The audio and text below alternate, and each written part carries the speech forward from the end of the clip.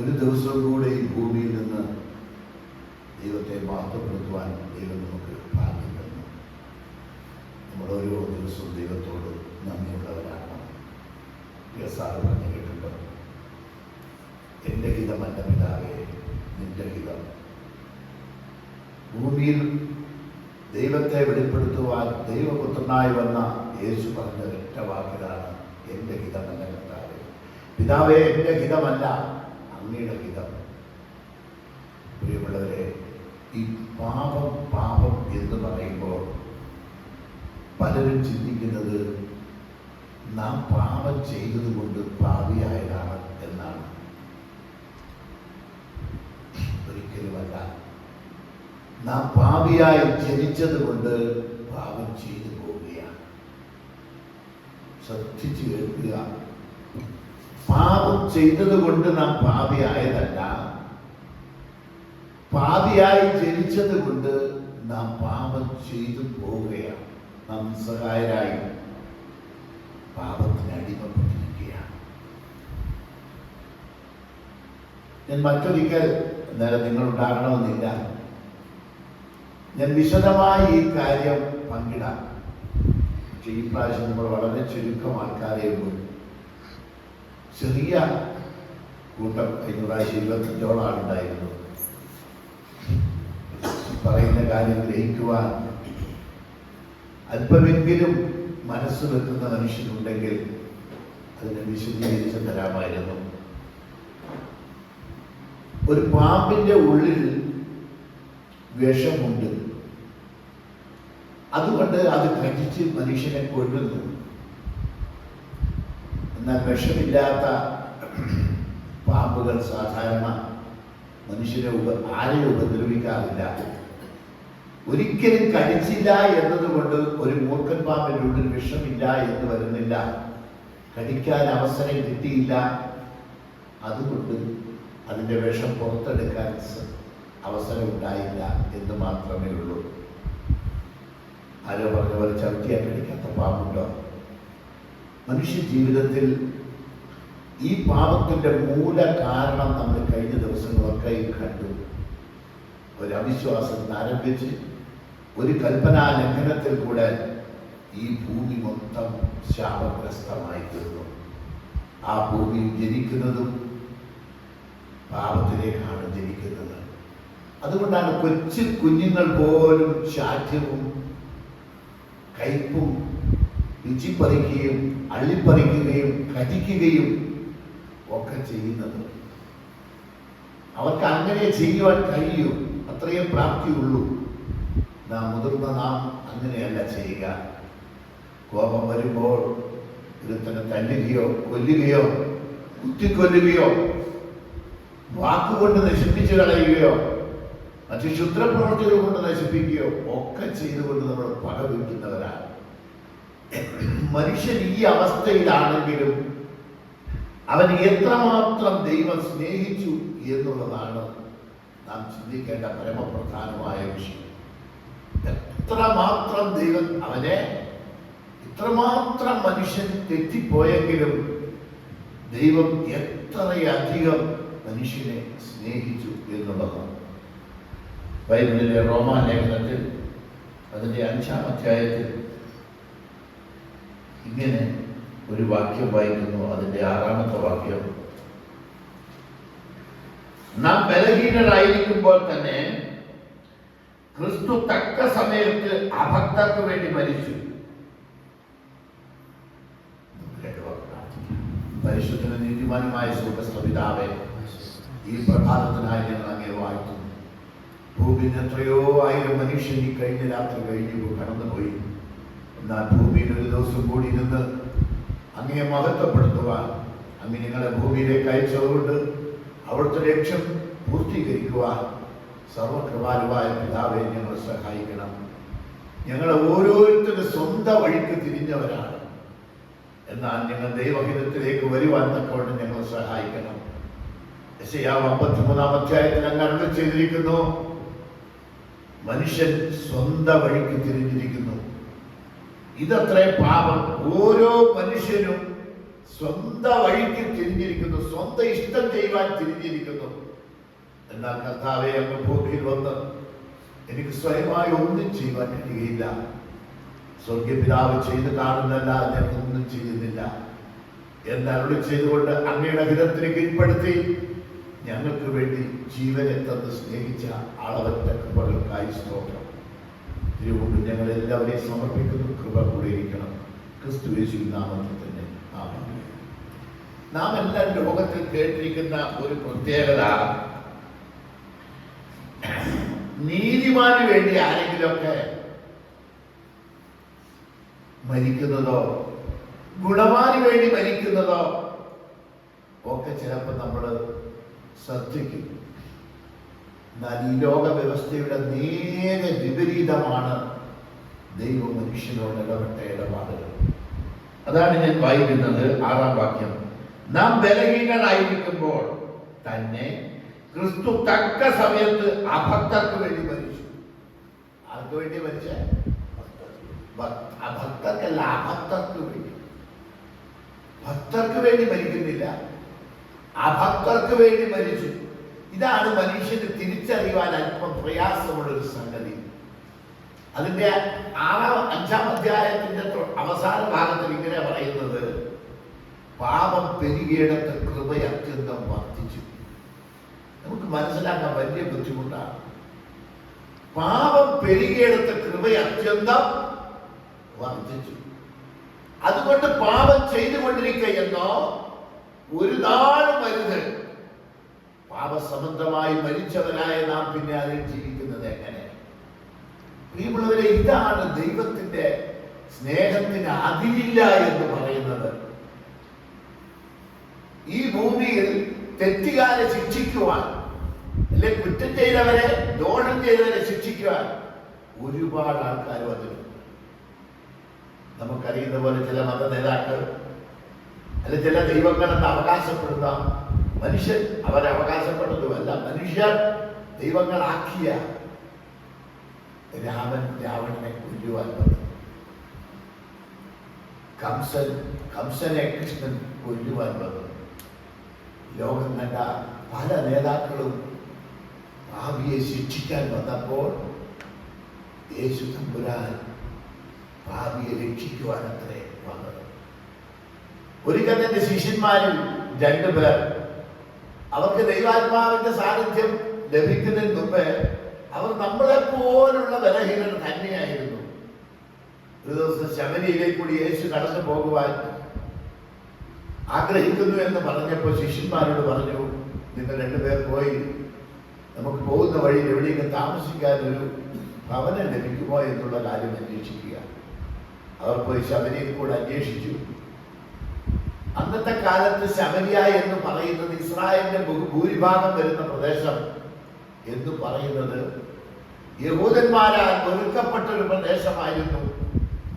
ഒരു പിതാവിന്റെ അബ്രഹാമിന്റെ സന്തതിയായി വന്നതിന് ശലോമോന് ശേഷം യൊരോബിയാൻ രാജാവിന്റെ കാലത്ത് ഇസ്രായേൽ 2ആയി പിരിഞ്ഞു. 10 ഗോത്രം ബേഥേലും ശമരിയും ആസ്ഥാനമായി. ബേഥേൽ ആസ്ഥാനമായി 10 ഗോത്രത്തിന് രാജാവും 2 ഗോത്രത്തിന് മറ്റൊരു രാജാവും ഉണ്ടായി. ഇങ്ങനെ ഒന്നായിരുന്ന ഇസ്രായേലിന് 2ആയി മാറി. ആ 2ആയി തീർന്നപ്പോ അവരുടെ രാജാക്കന്മാർ അവരെ യെരൂശലേമിൽ നമസ്കരിക്കാൻ വരിക, ദൈവത്തെ നമസ്കരിക്കാനോ കൂടാരപ്പെരുന്നാൾ ആഘോഷിക്കാനോ വരാൻ അനുവദിക്കാതിരുന്നപ്പോൾ അവർ പൂർണ്ണമായി തെറ്റായ വഴിയിലേക്ക് തിരിഞ്ഞു. വിഗ്രഹാരാധനയിലേക്ക് മനുഷ്യൻ അകപ്പെട്ടു പോയി. അതുകൊണ്ട് യഹൂദ ജാതി അവരെ അകക്കപ്പെട്ടവരും ഒതുക്കപ്പെട്ടവരുമായി കണ്ടിരുന്നു. അവരും ഇസ്രായേലിൽ, അവരുടെ പേര് ഇസ്രായേൽ എന്നും ഇപ്പുറത്ത് യഹൂദ എന്നും. ആ കാലഘട്ടത്തിലാണ് യേശു 1-ാം നൂറ്റാണ്ടിൽ ഭൂമിയിൽ വരുന്നത്. അപ്പോൾ ഈ ശമര്യക്കാരെ ഐക്യജാതിക്കാരായും കണ്ടാലോ കേട്ടാലോ അടക്കപ്പെട്ടവരായും അവരുമായി സംസർഗമില്ലാത്തവരായും യഹൂദന്മാർ കഴിഞ്ഞിരുന്നു. യഹൂദന്മാർ വിചാരിച്ചത് അവർ വെറുക്കപ്പെട്ടവരാണ്, ഞങ്ങൾ നല്ലവരാണ്. പക്ഷേ ദൈവത്തിന്റെ ദൃഷ്ടിയിൽ 2 കൂട്ടരും ഒരുപോലെ പാപിച്ചു. ഇതൊന്നും വിവരിക്കാൻ ഇവിടെ സമയമില്ല. എസ്കേന്റെ പ്രവചനത്തിൽ ജ്യേഷ്ഠത്തിയോടും അനിയത്തിയോടും ഒന്നിച്ചിട്ട് പറഞ്ഞു, ജ്യേഷ്ഠത്തിയായ ഇസ്രായേൽ പാപം ചെയ്യുന്ന കണ്ടിട്ടെങ്കിലും അനുജത്തിയായ യഹൂദ, രണ്ട് സ്ത്രീകളോടാണ് ഉപയോഗിച്ചിരിക്കുന്നത്. അവളെങ്കിലും പാപം ചെയ്യുകയില്ല എന്ന് ഞാൻ വിചാരിച്ചു. പക്ഷെ ജ്യേഷ്ഠത്തിൽ ചെയ്തതിനേക്കാളും കൂടുതൽ അനുജത്തി എന്ത് ചെയ്തു? പാപം ചെയ്തപ്പോൾ രണ്ട് കൂട്ടരെയും ദൈവം എന്ത് ചെയ്തു? ശിക്ഷയ്ക്കായി ബാബിലോൺ രാജാവിന്റെ കയ്യിലേക്ക് ഏൽപ്പിച്ചു. അശ്ശൂര്യർ അവർ കീഴ്പ്പെടുത്താൻ തുടങ്ങിയപ്പോൾ ഹിസ്കിയാവെന്ന ഒറ്റ രാജാവിന്റെ വിശ്വാസവും ഭക്തിയും കൊണ്ട് അവർ അവിടുന്ന് കരകയറി. പക്ഷേ ബാബേൽ രാജാവിന്റെ കയ്യിൽ അവർ ദീർഘമായ 70 വർഷക്കാലം അവർ അടിമത്തത്തിലേക്ക് പോകേണ്ടി വന്നു. ആ ജനത്തിന്റെ നടുവിൽ കൂടിയാണ് യേശു എന്ത് ചെയ്യാൻ ആഗ്രഹിച്ചത്? കടന്നു പോകുവാൻ ആഗ്രഹിച്ചത്. ചെന്ന് ചോദിച്ചപ്പോ 1 മാസത്തേക്കല്ല, കുറെ ദിവസത്തേക്കോ 1 വർഷത്തേക്കോ അല്ല, ഒരു 2-3 ദിവസത്തേക്ക് മാത്രമേ താമസിക്കാൻ ഒരു ഇടം അവരെ അന്വേഷിച്ചത്. ആരും കൊടുത്തില്ല. നമ്മളാണെങ്കിലും പോകുന്ന വഴി ആരെങ്കിലും ഇങ്ങനെ 3 ദിവസമൊക്കെ കയറി പാർക്കാൻ സ്ഥലം ചോദിച്ചാൽ ആരും കൊടുക്കുകയില്ല. വാടക കൊടുക്കാന്ന് പറഞ്ഞാലും കൊടുക്കത്തില്ല. 1 മാസം അല്ലെങ്കിൽ 1 വർഷമൊക്കെ ആണെങ്കിൽ തരും. അവർ തിരിച്ചു വന്നിട്ട് പറഞ്ഞു, കർത്താവേ, ആരും വീടൊന്നും തന്നില്ല. കർത്താവ് മൗനം പാലിച്ചു. ഈ സത്യത്തിൽ യോഹന്നാനും വേറെ ശിഷ്യനും കൂടെ പറയുക, കർത്താവ് പണ്ട് ഏലിയാവിന്റെ കാലത്ത് ഏലിയാവിനെ ഉൾക്കൊള്ളാൻ കഴിയാൻ ദൈവത്തെ ഉൾക്കൊള്ളാത്ത മനുഷ്യരെ ഏലിയാവ് ആകാശത്ത് തീ ഇറങ്ങി 50 പേരെ ഒക്കെ ദഹിപ്പിച്ച് കളഞ്ഞിട്ടുണ്ട്. ദുഷ്ടന്മാരായ ഏലിയാവിനെ പിടിക്കാൻ വന്ന പട്ടാളക്കാരെ 50 പേരെ പലപ്പോഴും രാജാവ് അയച്ചു. അവരെയൊക്കെ ഈ ആകാശത്ത് തീ ഇറങ്ങി ദഹിപ്പിച്ചു കളഞ്ഞു. അതുപോലെ ഞങ്ങൾ ഈ ശബര്യക്കാരെ ദഹിപ്പിച്ച് കളയാൻ പറയുന്ന നിനക്ക് സമ്മതമോ? യേശു അത്ഭുതത്തോടെ ചോദിക്കുകയാണ്, നിങ്ങൾ ഏതാത്മാവിന് അധീന? നിങ്ങൾ ഏതാത്മാവിനെ അധീന? മനുഷ്യപുത്രൻ മനുഷ്യരുടെ പ്രാണങ്ങളെ നശിപ്പിപ്പാനല്ല, രക്ഷിപ്പാനത്രേ വന്നിരിക്കുന്നത്. പലർക്കും മത നേതാക്കൾക്ക് പോലും മനസ്സിലാക്കാൻ പ്രയാസമുള്ള ഒരു കാര്യമായിരുന്നു ഇത്. അവരൊക്കെ ചിന്തിച്ചത് പുകഞ്ഞുകൊള്ളി പുറത്തെന്ന ബൈബിൾ പറഞ്ഞ ചതഞ്ഞ ഓട ഞാൻ ഒഴിച്ചു കളകയില്ല, പുകയില തിരിഞ്ഞാൽ പെടുത്ത് കളകയില്ല. പ്രിയമുള്ളവരെ, നമ്മിൽ അല്പമാത്രമായ ദൈവകൃപ അവശേഷിക്കുന്നെങ്കിൽ, അല്പമാത്രമായി പ്രതീക്ഷ അവശേഷിക്കുന്നെങ്കിൽ, ദൈവം നമ്മളെ നശിപ്പിച്ച് കളയാതെ അത് ഊതി കത്തിച്ച്, ലോകത്തിന്റെ ചിന്ത എന്താണെന്നറിയോ? പുകയുന്ന കൊള്ളി. അതുകൊണ്ടാണ് നിങ്ങളിൽ പലരും നിഷ്കാസിതരാവുന്നത്. ഭവനത്തിൽ നിന്ന് പുറത്താക്കപ്പെടുന്നു, കുടുംബം തല്ലിക്കളയുന്നു, ബന്ധുജനങ്ങൾ ഉപേക്ഷിക്കുന്നു, നാട്ടുകാർ കൈവിടുന്നു, വീട്ടുകാർ കൈവിടുന്നു. നിങ്ങളെ കൊണ്ട് പ്രയോജനമില്ലെങ്കിൽ ആരും നിങ്ങളെ ഉൾക്കൊള്ളുകയില്ല. എന്നെ കൊണ്ട് പ്രയോജനമില്ല എന്ന് കണ്ടപ്പോ എന്റെ സ്വന്തം മാതാപിതാക്കളും 9 സഹോദരങ്ങളും അവരുടെ കുടുംബങ്ങളും അവസാനം നാട്ടുകാരും മനസ്സോടെയാണെങ്കിലും കൈവിട്ടു. കാരണം മരണത്തിലേക്ക് പോകുന്ന ഒരു മനുഷ്യനെ എന്ത് പ്രതീക്ഷിച്ചിട്ട് എന്താ കാര്യം? സഹായിച്ചിട്ട് എന്താ കാര്യം? വലിയ പ്രയോജനമൊന്നുമില്ല എന്ന് കണ്ട് അവർ എന്നെ കൈവിട്ടു. അപ്പോഴാണ് ദൈവം എന്നെ കൈയേറ്റത്. ഇന്ന് ഈ പുസ്തകത്തിന്റെ പേര് നിങ്ങൾ ശ്രദ്ധിച്ചോ? എന്താ പേര്? അതിന്റെ അർത്ഥം എന്താ?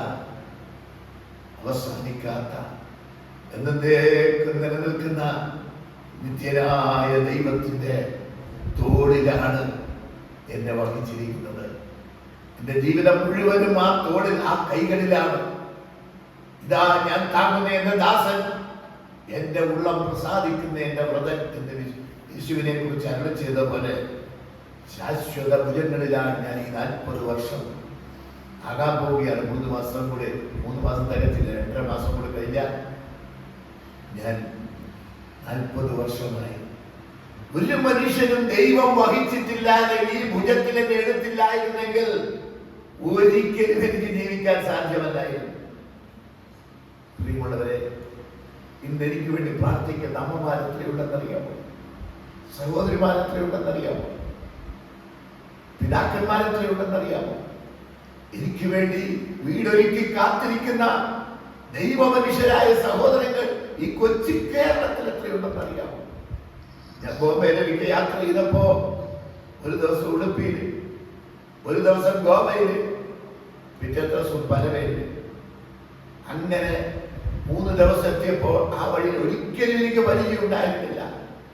പക്ഷെ ഞാനിങ്ങനെ ഒരു യാത്രയിലാണെന്ന് അറിഞ്ഞപ്പോ ആരൊക്കെയോ വിളിച്ചു പറഞ്ഞിട്ട് അവിടെ ഞങ്ങൾക്ക് ഉന്നതരായ ദൈവമനുഷ്യർ, അവരൊക്കെ എഞ്ചിനീയർമാരാണ്, നല്ല ജോലിക്കാരാണ്. മറൈൻ എഞ്ചിനീയറായ ഒരു പ്രകാശൻ എന്ന് പറയുന്ന സഹോദരനാണ് ഗോവയിൽ ഞങ്ങൾക്ക് അഭയമൊരുക്കിയത്. ഞാൻ നിങ്ങളോട് പറയട്ടെ, ഈ ഭൂമിയിൽ നിന്ന് ലക്ഷക്കണക്കിന് മനുഷ്യരെ എന്റെ സഹോദരങ്ങളായി ദൈവം തന്നു. നോക്കൂ, ഞാൻ പറഞ്ഞ വിഷയത്തിലേക്ക് വരണം. ബലഹീനരായിരിക്കുമ്പോൾ തന്നെ ക്രിസ്തു തക്ക സമയത്ത് അബദ്ധത്തിന് വേണ്ടി മരിച്ചു എന്ന് പറഞ്ഞാൽ പാപത്തെ കീഴ്പ്പെടുത്തുവാൻ ഒരു കഴിവും നമ്മിൽ ഇല്ല. തുടർമാനമായി പഠിപ്പിക്കുകയാണെങ്കിൽ ഒരുപാട് കാര്യം പഠിപ്പിക്കുവാനുണ്ട്. അത് നമുക്ക് കഴിയുന്നൊരു കാര്യമല്ല. ഇന്നത്തെ സാഹചര്യത്തിൽ എനിക്കത് കഴിയുന്ന കാര്യമല്ല. ഞാൻ നിങ്ങളുടെ അവിടെയുള്ള കൊച്ചുകൂട്ടത്തിൽ നിരന്തരമായ ദൈവവചനം പഠിപ്പിക്കുകയാണ് ചെയ്യുക. ഒരു വാക്യം എടുത്ത് പ്രസംഗിക്കുകയല്ല ചെയ്യുക. തുടർമാനമായി ദൈവവചനം പഠിപ്പിക്കുകയാണ് ചെയ്യുക. 7-ാം അധ്യായത്തിൽ വരുമ്പോൾ, റോമായ 7-ാം അധ്യായത്തിൽ വരുമ്പോൾ, അയ്യോ ഞാൻ അനിഷ്ട മനുഷ്യൻ, പൗലോസ് അപ്പോസ്തലൻ വിലപിക്കുകയാണ്. ഈ പാപകരമായ ജഡത്തിൽ നിന്ന് എന്നെ ആർ വിടുവിക്കും? എന്നിലെന്ന് വെച്ചാൽ എന്നിൽ നന്മ വസിക്കുന്നില്ല. നിങ്ങൾ ചിലപ്പോൾ നിശ്ചയിച്ചേക്കും ഞങ്ങൾ ഒരുപാട് നന്മയൊക്കെ ചെയ്യാറുണ്ട്. ഇല്ല സഹോദരങ്ങളെ, നമുക്കൊരു നന്മയും ചെയ്യുവാൻ കഴിയില്ല. കാരണം നമ്മുടെ ജീവിതം പാപമംഗിലമാണ്. ഈ പാപമംഗിലമായ നാം ചെയ്താൽ അത് ചെയ്യുന്നതിനെല്ലാം ചില പാപങ്ങൾ, ചില സ്വാർത്ഥതകൾ അടങ്ങിയിട്ടുണ്ട്. ഉദാഹരണം, ഒരാൾ മരിച്ചെടുത്ത് നമ്മൾ അടങ്ങി പോകുന്നു. അപ്പോ നമ്മളത് പറയും, നമ്മളവരെ മരിച്ചടങ്ങി പോയി. പക്ഷെ നമ്മുടെ ഉള്ളിലൊരു ഉദ്ദേശമുണ്ട്, ഞാനും മരിച്ചാൽ എന്നെ അടക്കാൻ ആരെങ്കിലും വരണം. ഈ മനോഭാവം ഉള്ളിൽ വെച്ചുകൊണ്ടാണ് നാം പോകുന്നത്. നാം ഒരു വിവാഹത്തിന് പോകുന്നു, നമ്മുടെ ഉള്ളിലൊരു ഉദ്ദേശമുണ്ട്, എന്റെ മക്കളുടെ കല്യാണത്തിന് അവര് വരണം. നാം ഒരു ഹെൽപ്പ് ചെയ്യുന്നു, സഹായം ചെയ്യുന്നു. അതിന്റെ അർത്ഥം ഇതാണ്, എനിക്കൊരു ബുദ്ധിമുട്ട് വരുമ്പോൾ ആരെക്കൊന്ന് സഹായിക്കണം. സഹായിച്ചില്ലെങ്കിൽ അപ്പം അറിയാം നമ്മുടെ സ്വഭാവം, അപ്പം അറിയാം. ആത്മീയർ എന്ന് പറയുന്നവർ പോലും ഒരിക്കൽ എന്റെ തൊട്ട അടുത്ത് റോളർ കിട്ടുവാനായി ഒരു ജോൺസൺ എന്ന ഒരു ആള് വന്നു. ആ മനുഷ്യ വന്നപ്പോ ഞാൻ കണ്ട പറഞ്ഞു, വിശ്വാസിയാണെന്ന് പറഞ്ഞ് പരിചയപ്പെട്ടു. ഏതി ചർച്ചയാണെന്ന് പരിചയപ്പെട്ടു. അപ്പൊ ഞാൻ ചോദിച്ചു, അന്ന് ഞായറാഴ്ച വൈകുന്നേരം ഞാൻ ചോദിച്ചു, എന്നിട്ട് നിങ്ങൾ വിശ്വാസിയായിട്ട് ഇത്രയടുത്ത് ഈ മുൻപിലെ കൂടെ റോഡില്ല, നിങ്ങൾ റോളർ കിട്ടുന്നത് പ്രാർത്ഥനയ്ക്ക് വന്നില്ല? നിങ്ങൾക്ക് അങ്ങ് പോകാൻ പറ്റിയില്ലെങ്കിൽ ഇവിടുന്ന് പ്രാർത്ഥനയ്ക്ക് വരാൻ പറ്റുന്നല്ലോ. അപ്പൊ പറഞ്ഞു, ഞാൻ കുറച്ചായിട്ട് പ്രാർത്ഥനയ്ക്ക് പോകാറില്ല. ഞാൻ ചോദിച്ചു, അതെന്താ കാര്യം?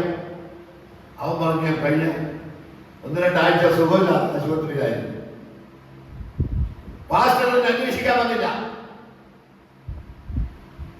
സഭാക്കളെ അന്വേഷിക്കാൻ വന്നില്ല. അതുകൊണ്ട് ഞാൻ അവരെ വെറുത്തു, ഞാൻ പ്രാർത്ഥനയ്ക്ക് പോയില്ല. എങ്ങനെയുണ്ട് ഇന്നത്തെ വിശ്വാസം? എങ്ങനെയുണ്ട് നിങ്ങൾ ചിന്തിച്ചു നോക്കിയേ. അപ്പൊ വല്ല ദശാംശമോ സ്തോത്ര വഴിപാടോ ഒക്കെ അവരെ അർപ്പിച്ചപ്പോ അയാളുടെ ഉള്ളിൽ ഒരു സ്വാർത്ഥത ഉണ്ടായിരുന്നു. എന്താ? ഞാൻ 100 രൂപ കൊടുത്തപ്പോ, ഞാൻ സുഖമില്ലാതെ ആയപ്പോ പാസ്റ്റർ അത് ഒന്നിച്ചു കൂട്ടി എനിക്ക് എന്ത് ചെയ്യണമായിരുന്നു? മനസ്സിലായോ? എന്തുകൊണ്ടാ മനുഷ്യൻ ഇന്ന് ശാപത്തിന്റെ കീഴിലേക്ക് പോകുന്നതെന്നറിയാമോ? ഏറ്റവും ഭീകര പാപമാണ് അഹങ്കാരം. രണ്ടാമത്തെ പാപം സ്വാർത്ഥതയാണ്. മറ്റെല്ലാ പാപം അതിന്റെ താഴെയാണ്. ഈ അഹങ്കാരം എന്ന ഡംബം, ഗർവ്, വമ്പ്, അഹങ്കാരം ഇതെല്ലാം ചേർന്നിരിക്കുന്നതിന് അതിനൊരു രൂപം കൊടുത്താൽ ഇത് 1-ാം തരം പിശാച. 1-ാം തരം കള്ളുകുടി വീടി വരും കഴിഞ്ഞ താഴെ. ഞാൻ നിങ്ങളോട് പറയട്ടെ, പാപമാകുന്ന മഹാമരത്തിന്റെ പക്വം വന്ന ഫലങ്ങൾ മാത്രമാണ് നമ്മുടെ ദൃഷ്ടിയിലെ ദുശീലങ്ങളും അനേകമായ പേരിൽ അറിയപ്പെടുന്ന പാപങ്ങളും. എന്നാൽ യേശു മരിച്ചത് നാം ബലഹീനരായിരിക്കുമ്പോൾ. അയ്യോ ഞാൻ അനിഷ്ട മനുഷ്യൻ, പാപകരമായ ജഡത്തിൽ നിന്ന് ആരെന്നെ വിടുവിക്കും? നിങ്ങൾക്കെല്ലാം കയ്യിൽ കാലിട്ട് അടിക്കുന്ന അവസ്ഥ എനിക്ക് മനസ്സിലാകും. ഞാനും ആ അവസ്ഥയിലായിരുന്നു ഒരു കാലത്ത്. ഒരു പാപത്തിൽ നിന്ന്, ഒരൊറ്റ രഹസ്യ പാപത്തിൽ നിന്ന് വിടുതലിന് വേണ്ടി ഇഷ്ടപ്പെട്ട ദേവനായ അയ്യപ്പനോട് പ്രാർത്ഥിച്ചെന്നറിയാം, കരഞ്ഞിട്ടുണ്ടെന്നറിയാം. പക്ഷെ എത്രത്തോളം ഞാൻ പ്രാർത്ഥിച്ചോ അത്രത്തോളം ഞാൻ ആ പാപത്തിൽ വീടുകൊണ്ടിരുന്നു.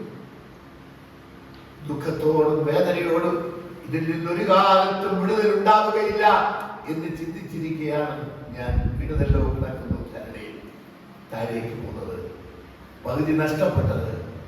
എന്നാൽ യേശുവിനെ രക്ഷകനെ കർത്താവുമായി സ്വീകരിച്ച അന്ന് രാത്രി എന്റെ ജീവിതത്തിന്റെ കൺട്രോൾ തിരിച്ചു കിട്ടി. നിങ്ങൾക്കറിയാമോ, വായു കൊണ്ട് പുഴുത്ത നാവായ ഓവിയാല് പോലെ ചീത്ത പറഞ്ഞ പാരമ്പര്യത്തിൽ നിന്ന് ദൈവം എന്നെ വിളിച്ചപ്പോൾ 5 മണിക്കൂർ സംസാരിച്ചാലും മടുക്കാത്ത ഒരു നാവ് ദൈവം എനിക്ക് തന്നു.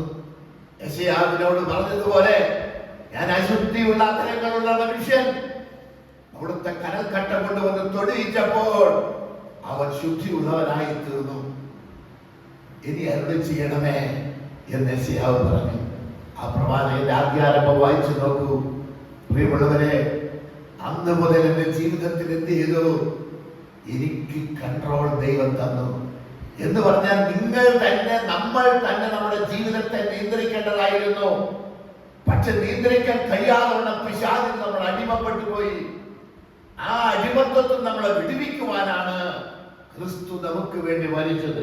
7-ാമത്തെ വാക്യം ഇങ്ങനെ പറയുന്നു, നീതിമാന് വേണ്ടി ആരെങ്കിലും മരിക്കുന്ന ദുർലഭം, ഗുണവാന് വേണ്ടി പക്ഷെ മരിക്കുവാൻ തുനിയുമായിരിക്കും. നീതിമാന് വേണ്ടി മരിക്കുന്ന ദുർലഭം. ഒരു നീതിമാനായ ആളെന്ന് നമുക്ക് തോന്നുന്ന ഒരാൾ നമ്മുടെ നാട്ടിലുണ്ടെന്ന് വിചാരിച്ചോളൂ. അയാൾക്ക് ഒരു പ്രതിസന്ധി വന്നാൽ അയാൾക്ക് വേണ്ടി മരിക്കാനൊന്നും നമ്മൾ ആരും തയ്യാറല്ല. ആണോ? എന്തോന്ന് നീതിമാനാണ്, അയാളുടെ വഴിയിലായിട്ട് പോട്ടെ, അത് ദുർലഭമാണ്. പക്ഷേ ഗുണവാന് വേണ്ടി പക്ഷെ മരിക്കുവാൻ തുനിയുമായിരിക്കും. ലോകത്തിന്റെ സമ്പ്രദായം അതാണ്. ദൈവം പറയുകയാണ് നീതിമാന് വേണ്ടി മരിക്കുന്ന ദുർലഭമാണ്, അപൂർവങ്ങളാണ്, വളരെ കുറച്ചേ ഉള്ളൂ. പക്ഷേ ഗുണവാന് വേണ്ടി പക്ഷെ മരിക്കുവാൻ തുനിയുമായിരിക്കും. നിങ്ങൾ കണ്ടില്ലേ MGR പോലെ തമിഴ്നാട് മുഖ്യമന്ത്രിയായ MG രാമചന്ദ്രൻ അവർ മരിച്ചപ്പോ നൂറുകണക്കിന് അനവധിയാൾ പറഞ്ഞ് നെഞ്ചത്തടിച്ചോ തലക്കടിച്ചോ ആത്മാഹുതി നടത്തി. നമ്മൾ പത്രവാർത്തകൾ വായിച്ചതാണ്. അനേകർ മരിച്ചു. ഗുണവാനായിരുന്നു അദ്ദേഹം. പാവങ്ങൾക്ക് ഒരുപാട് ഗുണം ചെയ്ത ആളായിരുന്നു. അതുകൊണ്ട് ഗുണവാന് വേണ്ടി മരിക്കാൻ ചിലരൊക്കെ തയ്യാറായി. എന്നാൽ ദൈവം എന്താ ചെയ്തു നോക്കൂ. ക്രിസ്തുവോ വാക്യെടുത്ത് ഭാവികളായിരിക്കുമ്പോൾ തന്നെ നമുക്ക് വേണ്ടി മരിക്കാൻ ദൈവം തനിക്ക് നമ്മോടുള്ള സ്നേഹത്തെ. ശരിക്കും പറഞ്ഞ ദൈവമോ ക്രിസ്തുവോ നാം പാപികളായിരിക്കെ. നിങ്ങൾ ഇവിടെയെല്ലാം ഒരാശയക്കുഴപ്പമുണ്ടാകും. ഈ ദൈവം എന്ന് പറയുന്നിടത്ത് പുതിയ നിയമത്തിലേക്ക് വരുമ്പം അവിടെ എല്ലാം ക്രിസ്തുവിന്റെ പേരാണ് വരുന്നത്. എന്ന് പറഞ്ഞാൽ അഭിഷിക്തൻ, മിശിഹ,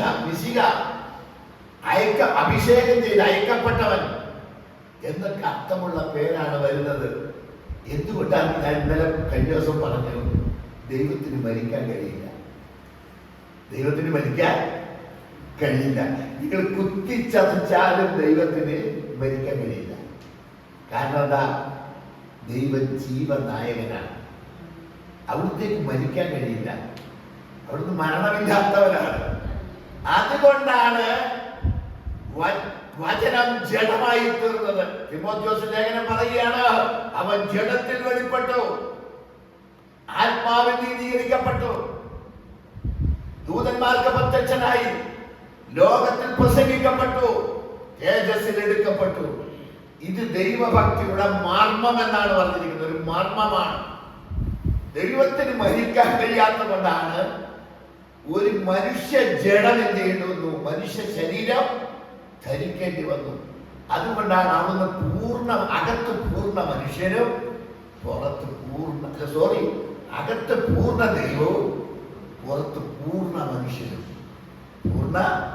മനുഷ്യനും ഇത് സംയോജിക്കപ്പെട്ടുകൊണ്ടാണ് ക്രിസ്തു ഭൂമിയിൽ വന്നത്. 2 അതുകൊണ്ടാണ് ക്രിസ്തുവോ പാപികൾക്ക് വേണ്ടി മരിക്കുക, നീതിമാന് വേണ്ടി പക്ഷെ മരിക്കുവാൻ തുനിയുമായിരിക്കും. എന്ന് പറഞ്ഞാൽ നീതിമാന് വേണ്ടി മരിക്കുന്നത് ദുർലഭമാണ്. ഗുണവാന് വേണ്ടി പക്ഷേ ആരെങ്കിലും 2, 5, 6 മരിക്കാൻ തയ്യാറായിരിക്കും. ക്രിസ്തുവോ നാം പാപികളായിരിക്കെ. ഇവിടെ നമ്മൾ നല്ലവരായതുകൊണ്ടല്ല ദൈവപുത്രൻ ഭൂമിയിൽ വന്ന് മരിച്ചത്. അതുകൊണ്ട് ദൈവപുത്രൻ എന്ന പേര് കേൾക്കുമ്പോൾ മുസ്ലിങ്ങളായ സുഹൃത്തുക്കൾ പറയും, ദൈവത്തിന് പുത്രനോ? അത് വിചാരിക്കുന്നത് ഒരു പുരുഷന് സ്ത്രീ സംഗമിച്ച് അതിൽ നിന്നൊരു കുഞ്ഞ് ജനിക്കുന്ന കാര്യമേ നമുക്കറിയാവൂ, മനുഷ്യർക്ക് അറിയാവൂ. അങ്ങനെയുള്ള നമ്മിൽ നിന്ന് ജനിക്കുന്ന കുട്ടികളെ നമ്മൾ പുത്രന്മാരും പുത്രിമാരും എന്നൊക്കെ വിളിക്കുന്നു.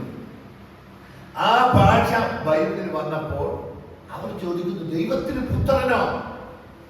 ഞാൻ ഒരുപാട് മുസ്ലിങ്ങളുടെ ഈ ചോദ്യം അഭിമുഖീകരിച്ചിട്ടുണ്ട്. കാരണം അതിന് ക്രിസ്ത്യാനികൾ തന്നെയാണ് കുറെ കാരണക്കാര്. അത് വിശദീകരിച്ചു കൊടുക്കാൻ പല ക്രിസ്ത്യാനികളും പരാജയപ്പെടുന്നു. പ്രിയമുള്ളവരെ, രാഷ്ട്രപിതാവ് എന്ന് മഹാത്മാഗാന്ധിയെ വിളിക്കുമ്പോൾ എങ്ങനെയാ രാഷ്ട്രപിതാവായ അദ്ദേഹം? രാഷ്ട്രത്തെ ജനിപ്പിച്ചവൻ എന്നാണ് അതിന്റെ അർത്ഥം. എന്നാൽ മഹാത്മാഗാന്ധി രാഷ്ട്രത്തെ ജനിപ്പിക്കാൻ പറ്റുമോ? ഈ മഹാരാജ്യത്തെ ജനിപ്പിക്കാൻ പറ്റുമോ? ബോംബെ വരെ പോയപ്പോൾ ഇതിന്റെ ഈ രാജ്യത്തിന്റെ ഒരു 1/3 ആയിട്ടുള്ളൂ. എന്നിട്ട് അതിന്റെ ദൂരം ഓർത്തപ്പോ ഈ മഹാരാജ്യത്തിന്റെ വലുപ്പം എത്രയാണ്? നിങ്ങൾ ചോദിച്ചു, 4000 കിലോമീറ്ററുള്ള ഈ രാജ്യത്തിന്റെ വലുപ്പം എത്രയാണ്? ഈ രാജ്യത്തെ മഹാത്മാഗാന്ധി ജനിപ്പിച്ചതല്ല. പക്ഷേ മഹാത്മാഗാന്ധിയെ നമ്മൾ രാഷ്ട്രപിതാവെന്ന ബഹുമാനത്തോടെ വിളിക്കുന്നു. ആരും നിഷേധിക്കയില്ല. കാരണം എന്താ? ആലങ്കാരികമായ പദം. ഭാരതാംബ എന്ന് നമ്മുടെ രാജ്യത്തെ വിളിക്കുന്നു. ഭാരതം ഒരു സ്ത്രീയാണ്. ഇപ്പോഴത്തെ ഭരണകൂടങ്ങളൊക്കെ ഭാരത് മാത എന്ന് പറഞ്ഞിട്ട്, അല്ലെ ഭാരതാംബ എന്ന് പറഞ്ഞിട്ട് പുതിയ ദേവിയെ സൃഷ്ടിച്ചിട്ടുണ്ട്. പ്രിയമുള്ളവരെ, ഇത് അലങ്കാരികമാണ്. കൊച്ചി അറബിക്കടലിന്റെ റാണി എന്ന് പറഞ്ഞ എന്നൊന്ന് റാണിയാ?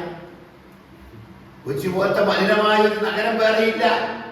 പക്ഷെ കൊച്ചി തുറമുഖത്ത് പോയി നിങ്ങൾ കടലിലേക്കൊന്ന് നോക്കി നിൽക്കുമ്പോ ആ കൊച്ചിയുടെ മനോഹാരിത കണ്ടാൽ, കടലിൽ നിന്ന് കൊച്ചിയെ കണ്ടാൽ ആരും പിടിച്ചു പോകും. റാണിയാണവൾ, റാണിയാണ്. വെനിസിൻ, കിഴക്കിന്റെ വെനീസ് എന്ന് തുടങ്ങി ഉദയസൂര്യന്റെ നാട് ജപ്പാൻ എന്നൊക്കെ വിളിക്കുമ്പോ ഇതൊക്കെ എന്താണെന്നറിയാം? യഥാർത്ഥത്തിൽ അത് അങ്ങനെ തന്നെ അല്ല. അത് നമ്മളെ ഒരു സത്യം പഠിപ്പിച്ചു തരുന്നു. എന്താണ് ആ സത്യമാണ് നാം മനസ്സിലാക്കേണ്ടത്. ഗുണവാന് വേണ്ടി പക്ഷെ മരിക്കാൻ മരിക്കും. ക്രിസ്തുവോ നാം പാപികളായിരിക്കുമ്പോൾ തന്നെ നമുക്ക് വേണ്ടി മരിക്കാൻ ദൈവം തനിക്ക് നമ്മോടുള്ള സ്നേഹത്തെ പ്രദർശിപ്പിക്കുന്നു. കണ്ടോ നിങ്ങൾ എത്രമാത്രം ദൈവം നമ്മെ സ്നേഹിച്ചു എന്നതിന്റെ തെളിവാണ് ക്രിസ്തു മനുഷ്യനായി ഭൂമിയിൽ വന്ന് മനുഷ്യവർഗത്തിന് വേണ്ടി മരിച്ചു. ഒരു ജാതിക്ക് വേണ്ടിയോ, ഒരു മതത്തിന് വേണ്ടിയോ, ഒരു വർഗത്തിന് വേണ്ടിയോ, ഒരു നിറത്തുള്ളവർക്ക് വേണ്ടിയോ അല്ല. സകല മനുഷ്യ, ഇങ്ങനെയാ വെളിപ്പാട് പുസ്തകം എഴുതിയിരിക്കുന്നത്. സർവജാതികളും സർവഭാഷക്കാരും സർവവംശക്കാരും സർവഗോത്രക്കാരും. മതം ദൈവത്തിനില്ല. ആധുനിക യുഗത്തിൽ കയറി വന്ന ഒന്നാണ് മതം, മതവർഗീയത. ഇത് ആധുനിക യുഗത്തിൽ ഉണ്ടായി വന്ന ഒന്നാണ്. പണ്ടുകാലത്ത് മതമില്ല. പണ്ടുകാലത്ത് മതം ഇല്ല. ജാതിയുണ്ട്, വംശമുണ്ട്, ഗോത്രമുണ്ട്, ഭാഷയുണ്ട്. അന്നുണ്ട്, ഇന്നുണ്ട്. ആരോ പറഞ്ഞു കേട്ടില്ലേ? ജാത്യാരുള്ളത് തൂത്താപ്പൂവ്. കേട്ടിട്ടില്ലേ? സത്യമാണത്, സത്യമാണ്. ചിലർ ആ ജാതി ഗുണം കാണിക്കുകയും ചെയ്യും. ഞാൻ നിങ്ങളോട് പറയട്ടെ, എന്നാൽ ദൈവത്തിന് ജാതിയും വംശവും ഗോത്രവും ഭാഷയുമുണ്ട്. സകല ജാതിയും സകല വംശങ്ങളും സകല ഗോത്രങ്ങളും സകല ഭാഷക്കാരും സ്വർഗത്തിലുണ്ടാകും. അതിനാണ് സകല സൃഷ്ടിയോടും സുവിശേഷം പ്രസംഗിക്കുന്നത്. പ്രിയമുള്ളവരെ, അതുകൊണ്ട് അവർ നല്ല ചെയ്യുകയാണ്. ക്രിസ്തു വന്ന പാപികളായിരിക്കുമ്പോൾ തന്നെ നമുക്ക് വേണ്ടി മരിക്കാൻ ദൈവത്തിന് നമ്മോടുള്ള സ്നേഹത്തെ പ്രദർശിപ്പിച്ചിരിക്കുന്നു എന്ന് പറഞ്ഞാൽ ഒരിക്കലും ദൈവസന്നിധി ചെല്ലുവാൻ അർഹതയില്ലാത്ത നമ്മെ പാപത്താൽ അകന്നുപോയ നമുക്ക് വേണ്ടി ജീവൻ തന്ന് ദൈവം നമ്മെ സ്നേഹിച്ചിരിക്കുന്നു. അതുകൊണ്ട് ദൈവവും ക്രിസ്തുവും രണ്ടല്ല, ദൈവവും ക്രിസ്തുവും ഒന്നാണ്. മനുഷ്യർക്ക് വെളിപ്പെടുത്തേണ്ടതിന് ഒരു ജഡം ധരിച്ച് ഭൂമിയിൽ വന്നു എന്നേ ഉള്ളൂ. മനുഷ്യർക്ക് ഉള്ളിൽ പാർക്കേണ്ടതിന് പരിശുദ്ധാത്മാവായി ഉള്ളിൽ ഭൂമിയിൽ വന്നു എന്നേ ഉള്ളൂ. മറിച്ച് സ്വർഗത്തിൽ ചെല്ലുമ്പോൾ ഒറ്റ ദൈവമേ, ദൈവം ഏകൻ തന്നെ, ദൈവം ഏകൻ തന്നെ. മരിക്കയാൽ അവന്റെ തനിക്ക് നമ്മോടുള്ള സ്നേഹത്തെ പ്രദർശിപ്പിച്ചിരിക്കുന്നു. അവന്റെ രക്തത്താൽ നീതീകരിക്കപ്പെട്ട ശേഷമോ അവനാൽ എത്രയധികമായി കോപത്തിൽ നിന്ന് രക്ഷിക്കപ്പെടുന്നു. കണ്ടോ, നാം പാപികളായിരിക്കെ നമുക്ക് വേണ്ടി മരിച്ച നമ്മുടെ കർത്താവ് എന്ന് നല്ല മനുഷ്യരായതുകൊണ്ടല്ല നമുക്ക് വേണ്ടി ജീവൻ തന്നത്. മറിച്ച് ഉൽപ്പത്തിയിൽ മനുഷ്യന് നഷ്ടപ്പെട്ട ജീവനും തേജസ്സും തിരിച്ചു കൊടുക്കുവാൻ ജീവനെ കൊടുത്തു. അതുകൊണ്ട് യോഹന്നാൻ 10-ാം അധ്യായത്തിൽ ഇങ്ങനെ വായിക്കുന്നു, ഞാൻ എന്റെ ആടുകൾക്ക് വേണ്ടി ജീവനെ കൊടുക്കുന്നു, അതിനെ വീണ്ടും പ്രാപിപ്പാൻ എനിക്ക് അധികാരം ഉണ്ട്. ഈ തൊഴുത്തിൽ ഉൾപ്പെടാത്ത യഹൂദന്മാരല്ലാത്ത ആടുകളും എനിക്കുണ്ട്, അവയെയും ഞാൻ നടത്തേണ്ടതാകുന്നു, അവയും ഒരാട്ടിൻകൂട്ടവും ഒരു ഇടയനുമായി മാറും എന്ന് പറഞ്ഞാൽ അന്യജാതികളെയും യഹൂദനെയും ഒരുപോലെ നടത്തുവാൻ അയക്കപ്പെട്ടവനാണ് ക്രിസ്തു. ദൈവത്തിന് നമ്മളെ അത്രയധികം സ്നേഹമാണ്. ഈ സ്നേഹമാണ് പ്രിയമുള്ളവരെ ജീവനെ തന്ന് നമ്മെ സ്നേഹിക്കാൻ തക്കവണ്ണം അവിടുന്ന് തയ്യാറായത്. തിരിച്ച് നാം ഈ സ്നേഹത്തിന്റെ ആണ്. ഒരാൾ നമുക്ക് വേണ്ടി മരിക്കുവാൻ തയ്യാറാവുന്നെങ്കിൽ, ഒരു കുപ്പി രക്തം നമുക്ക് വേണ്ടി തന്നിട്ടുണ്ടെങ്കിൽ നാം എത്ര നന്ദിയുള്ളവരായിരിക്കും. ഒരു കുപ്പി രക്തം പ്രാണം പോകുമ്പോൾ ആശുപത്രിയിൽ നിന്ന് പറയുക രക്തം വേണം, രക്തം വേണം. അപ്പോൾ ആരെങ്കിലും ഒരാൾ ഒരു കുപ്പി രക്തം തരാൻ തയ്യാ. ഒന്ന് എ നെഗറ്റീവോ ബി നെഗറ്റീവോ രക്തമാണെങ്കിൽ കിട്ടാൻ വലിയ പ്രയാസമാണ്. നെഗറ്റീവ് രക്തങ്ങൾ കിട്ടാൻ വലിയ പ്രയാസമാണ്. എന്നാൽ പോസിറ്റീവ് രക്തം വേഗം ലഭിക്കും. ഓ പോസിറ്റീവ് ഒക്കെ ആണ് വേഗം കിട്ടും. നെഗറ്റീവ് കിട്ടാൻ വലിയ ബുദ്ധിമുട്ടാണ്. ഒരു കാര്യം നിങ്ങൾ ഓർക്കൂ, അങ്ങനത്തെ ഒരു കുപ്പി രക്തം നിങ്ങൾ എത്ര കോടിപതിയാണെങ്കിലും ഒരാൾ പറയുകയാണ് ഞാൻ സൗജന്യമായിട്ട് തരാം, സൗജന്യമായി തരാം, സ്വീകരിക്കാൻ പറ്റുമോ? നമ്മളെ പണത്തിന്റെ ശൂന്യത അവിടെയാ മനസ്സിലാക്കുക. പണത്തിന്റെ അഹന്ത മനസ്സിലാകുന്നത് അവിടെയാ. ഒരു പ്രാണരക്തമായ രക്തം ഒരു കുപ്പി ലഭിക്കുവാൻ അതിന് പണം കൊടുത്താൽ കിട്ടി ചിലപ്പോൾ സമ്മതിക്കയില്ല. ഒരാൾ പറയുകയാണ് അത് എന്റെ കയ്യിലുണ്ട്, എന്റെ രക്തം അതാണ്, ഞാൻ തരാം. അപ്പൊ നിങ്ങൾ ജാതി ചോദിക്കുമോ? മതം ചോദിക്കുമോ? വർണ്ണം ചോദിക്കുമോ? നിറം ചോദിക്കുമോ? എന്തെങ്കിലും ചോദിക്കുമോ? അവൻ കറുത്തവനോ വെളുത്തവനോ ജാതിയോ ഏതായോ ഒന്നും ചോദിക്കില്ല. വിഘടനവാദികൾ ഉണ്ടാക്കിയ മതവും ചോദിക്കുകയില്ല. ഇന്ന് നിങ്ങൾക്കറിയോ, നമ്മുടെ രാജ്യത്ത് മനുഷ്യത്വത്തിന് മൂല്യമില്ലാതെ വരികയാണ്. നമ്മുടെ രാഷ്ട്രപിതാവിനെ ഈ ഭൂമിയിൽ ഇല്ലായ്മ ചെയ്തവർ ആ സ്ഥാനത്ത് ആ കൊലപാതകിയെ പിതാവാക്കണം എന്ന് പറയുന്നവരാണ്. എത്ര ഭയാനകമാണ് ചിന്തിക്കൂ. മനുഷ്യത്വത്തിനോ മൂല്യങ്ങൾക്കോ ഇന്ന് വിലയില്ല, മറിച്ച് മതങ്ങൾക്കാണ് മൂല്യം. ഇത് തമ്മിലടിച്ച് അവസാനിക്കുകയേ ഉള്ളൂ ഈ മതങ്ങൾ. എന്നാൽ ദൈവത്തിന്റെ കാരുണ്യം മനുഷ്യനെ തേടി വന്നിട്ട് പറയുകയാണ്. ഞാൻ ഒരു സംഭവത്തിൽ കൂടെ, സമയം തീരാറായി, ഞാൻ വൈകുന്നേരം കൊണ്ട് പൂർത്തീകരിക്കാം. ലൂക്കോസ് സുവിശേഷം 15-ാം അധ്യായം അതിന്റെ 11 മുതലുള്ള വാക്യങ്ങൾ ആരെങ്കിലും ഒന്ന് വായിക്കാമോ? ലൂക്കോസ് 15-ന്റെ 11 മുതൽ. പിന്നെയും കർത്താവ് പറഞ്ഞത്, ഒരു മനുഷ്യന് 2 പുത്രന്മാർ ഉണ്ടായിരുന്നു. അവൻ ഇളയവൻ അപ്പനോട്, അപ്പ വസ്തുവിൽ എനിക്ക് വരേണ്ടുന്ന പങ്ക് തരണമേ എന്ന് പറഞ്ഞു. നമ്മൾ ഓരോരുത്തരും അങ്ങനെയാണ്.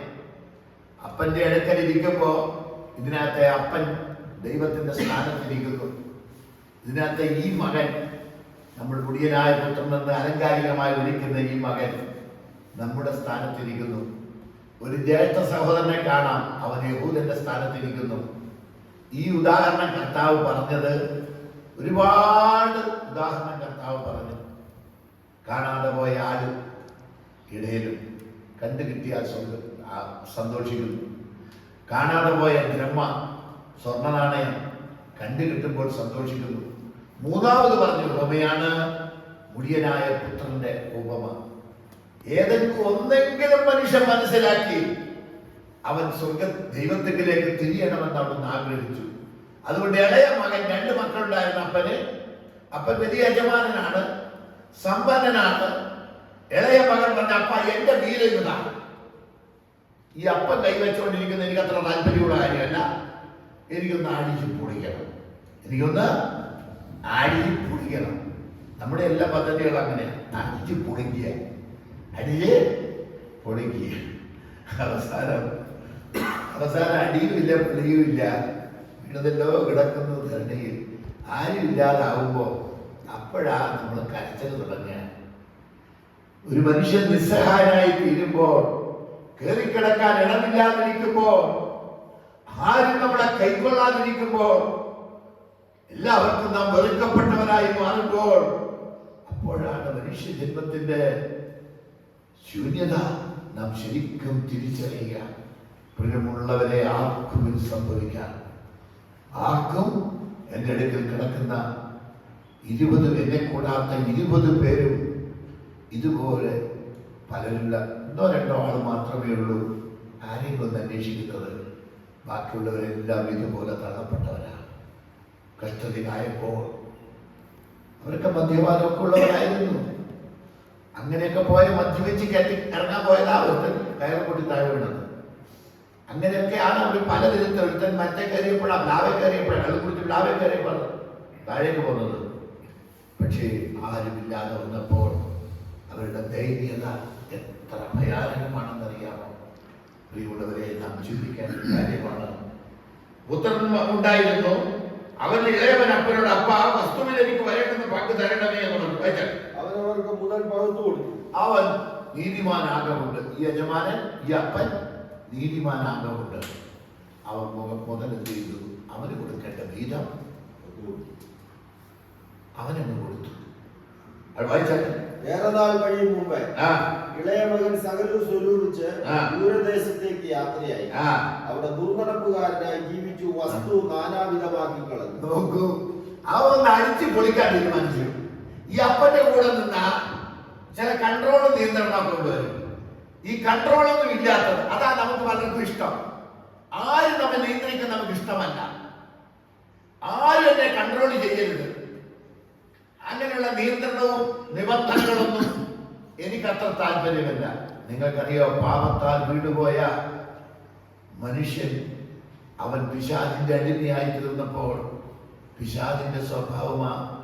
അവൻ സ്വർഗത്തിൽ തള്ളപ്പെട്ടതുപോലും അത്യുന്നതന്റെ വീടേ കയറും, ഉത്തരദിക്കിന്റെ വീടേ സിംഹാസനം വെച്ചാലും വാണരുളും എന്ന് പറഞ്ഞുകൊണ്ട് അവൻ ദൈവത്തിന് മീതെ കയറുവാൻ ശ്രമിച്ചപ്പോഴാ ദൈവത്തിന്റെ സൃഷ്ടിയായ ഒരു ദൂതനായിരുന്ന ലൂസിഫർ വെട്ടേറ്റ് താഴേക്ക് വീണത്.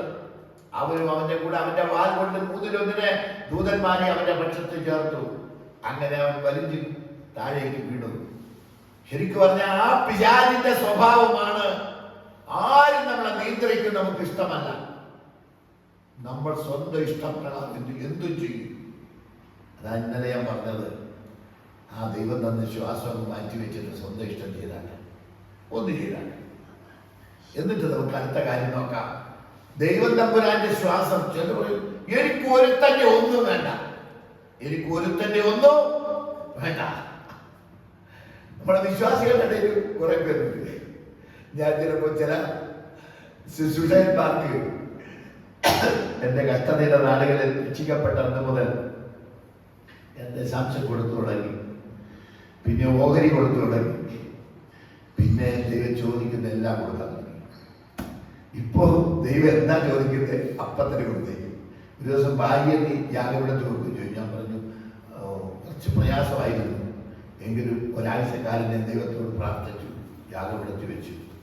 ഈ സ്നേഹിക്കുന്നതിൻ്റെ മകനെ ഏകജാതനെ യാഗപീഠത്തിൽ വെക്കുമെന്ന് ചോദിച്ചു. അത് വേഗം വെച്ച് അതുകൊണ്ടാണ് നാട്ടുകാർ ചോദിക്കുന്നത്, നിങ്ങൾ ആ സ്ത്രീയെ കൊല്ലും. ഞാൻ പറഞ്ഞു, ഞാൻ ആരെയും കൊല്ലുന്നില്ല. ദൈവത്തിന് അവരെ ഉപയോഗിക്കാൻ താല്പര്യമെങ്കിൽ ദൈവം ഉപയോഗിക്കുന്നു. ഞാൻ അവർക്ക് ദൈവത്തിന് കൊടുത്തതാണ്. അതുകൊണ്ട് ദൈവഹിതം പോലെ ആയിക്കോട്ടെ. ഞാൻ ആരെയും കൊല്ലുകയും ജീവിപ്പിക്കും ഒന്നും ചെയ്യുവാൻ ഞാൻ ദൈവമല്ലല്ലോ. ഒരു കാര്യം നിങ്ങൾ ഓർക്കണം, ഞാൻ എൻ്റെ ജീവിതത്തെ ദൈവത്തിന് കൊടുത്തപ്പോൾ എനിക്കുള്ളതും കൂടെ ദൈവത്തിന് കൊടുത്തു. അതുകൊണ്ട് എന്താ, ഞാൻ എത്ര ശാന്തനാണെങ്കിലും പഞ്ഞി പോലെ കാലിയാണ്. ഒന്നിനെ കുറിച്ച് വിചാരപ്പെട്ട് മനം കലങ്ങേണ്ട ആവശ്യമില്ല. കിടന്ന അപ്പോൾ അലാറം വെച്ചിട്ടാണ് ഞാൻ തിരിഞ്ഞു മറിഞ്ഞ് കിടക്കുന്നത്. അല്ലെങ്കിൽ ഒറ്റ കിടന്നത് 5 മണി ഉറങ്ങിപ്പോവും. രക്ഷിക്കപ്പെട്ട അന്ന് ലഭിച്ച കൃപയാണ്. സ്ലീപ്പിംഗ് പിൽസ് കഴിക്കേണ്ടി വരുന്നില്ല. കാരണം ഈ അവസ്ഥയിൽ നോക്കൂ, ആ പുത്രൻ ഏറെ നാൾ കഴിയുമ്പോൾ ഇളയവൻ സകലവും സ്വരൂപിച്ചു ദൂരദേശത്തേക്ക് യാത്രയായി. അവിടെ ദുർനടപ്പുകാരനായി ജീവിച്ചു. വസ്തുവക നാനാവിധമാക്കി കളഞ്ഞു. നമ്മുടെ ഈ സ്ഥിതിയിലല്ലേ ആർക്കും നാം കീഴടങ്ങാത്തവരായി.